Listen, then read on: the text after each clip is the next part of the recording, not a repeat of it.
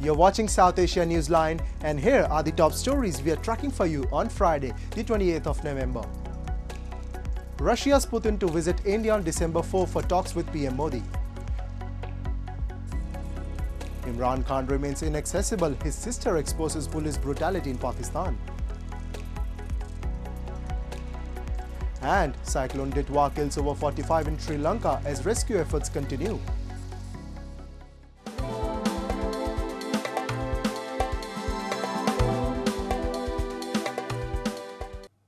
And now for all the details.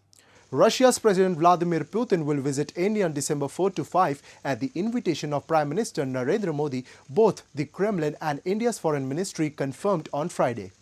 During the state visit, Putin will hold talks with Modi and also meet President Draupadi Murmu. The Kremlin said several intergovernmental and commercial agreements are expected to be signed. Putin last visited India in December 2021, just months before launching the invasion of Ukraine. Calling the upcoming visit of great importance, the Kremlin said it offers a chance to comprehensively review the particularly privileged strategic partnership between the two countries. The visit comes amid US pressure on New Delhi to curb purchases of Russian oil. President Donald Trump has repeatedly urged Prime Minister Modi to halt imports as India has been among Russia's largest buyers. However, trade and refining sources said this week that India's Russian oil imports are set to fall to a three-year low in December, down sharply from multi-month highs in November as refiners increasingly turn to alternative supplies to avoid breaching Western sanctions. And Air Marshal Ashutosh Dikshit, India's Chief of Integrated Defence Staff, while speaking at ANI's National Security Summit on Friday, said that Operation Sindoor was only a preview of India's future theatre command system, which aims to bring sharper synergy among the Army, Navy and Air Force. He said the IAF will continue its core roles, but with far stronger integration across land, sea and cyber, making the impact of every mission multifold. Dikshit explained that theatre commands will ensure fail-safe communication, faster decision-making and a clear separation between force development and force application. Highlighting modern warfare's multi-domain nature, he said future victories depend on creating asymmetry, noting examples like the 1971 Tangel airdrop. So it was just a glimpse, maybe a precursor or a preview of what is likely to come in theatre command. See, the thing is that so it will be a theatre ops room on theatre where all the information is coming and the theatre commander is able to take a decision. So for that, we have to have communication which is fail-safe and very fast and among all services. All sensor information, some information and decision support systems. So all these things are being planned and come in. But in Sindoor, what you saw was just a glimpse. And it was possible because we have been working on this integration and jointness initiatives for last at least 4 or 5 years.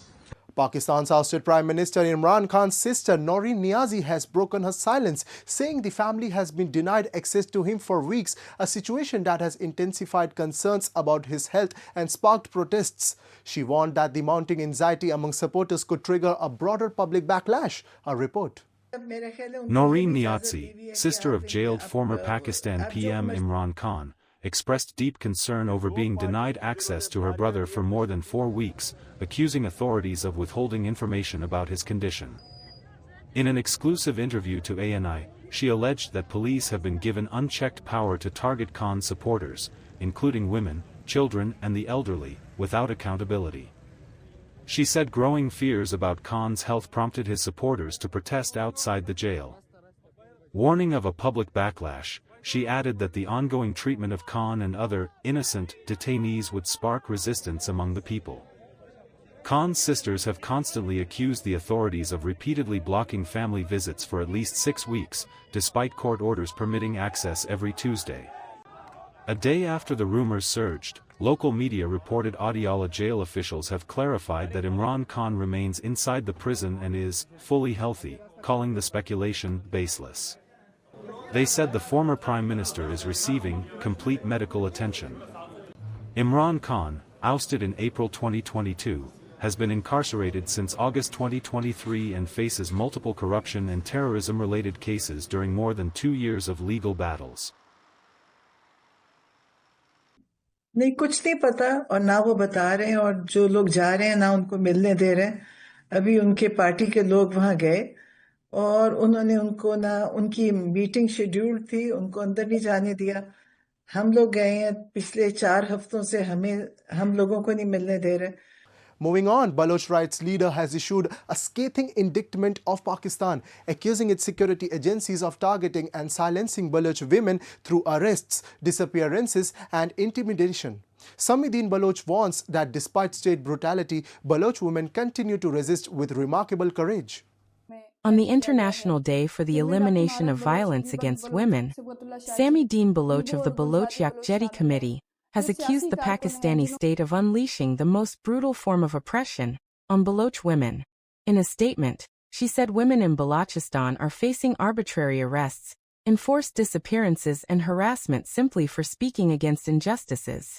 Citing the arrests of Dr. Marang Baloch, Gulzadi Baloch and Bibao Baloch, she said these detentions reflect the state's fear of politically conscious women.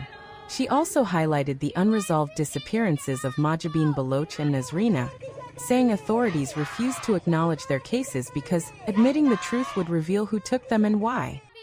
According to her, Pakistani security agencies are silencing women through intimidation and violence. Baloch women are being charged for crimes they never committed, detained without warrants and forcibly disappeared, she said, adding that women are being punished for showing courage in a system built to crush dissent. She condemned violent crackdowns on peaceful women protesters seeking the safe return of missing relatives, saying that branding such women as terrorists shows a mindset that denies them basic humanity. Despite this, she said, Baloch women remain unbroken. Moving on, US President Donald Trump has announced he will permanently pause migration from all the third world countries, blaming an attack near the White House on what he called Biden-era immigration vetting failures. Without naming specific nations, Trump said the suspension would extend to cases approved under former President Joe Biden. He vowed to terminate millions of Biden illegal admissions, revoke federal benefits for non-citizens, and deport anyone deemed a public charge or security risk. His remarks followed the fatal shooting of National Guard member Sarah Beck Strom, who died on Thursday in what investigators say was an ambush by Afghan national Ramanullah Lakanwal. The accused entered the US in 2021 under a Biden resettlement program but was granted asylum this year under Trump. Homeland Security officials said Trump has ordered a broad review of Biden-era asylum cases and green cards issued to citizens of 19 countries. USCIS has halted all Afghan-related immigration requests indefinitely. And a cyclone swept across Sri Lanka on Friday, leaving at least 46 people dead and 23 more missing, officials said, with the weather department warning the storm could intensify as it moves across the island over the next 12 hours.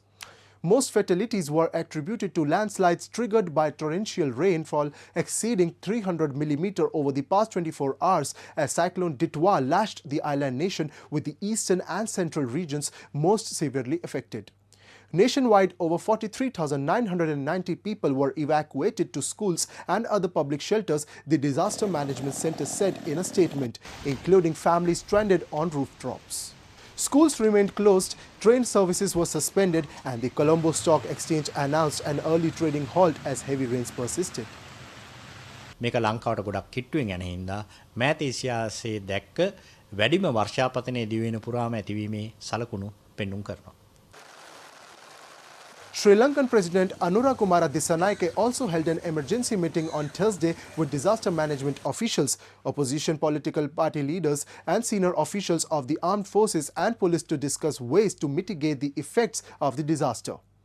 Local media reported that 6 flights, including from Muscat, Dubai, New Delhi and Bangkok, had already been redirected to Colombo's Bandaranaike International Airport.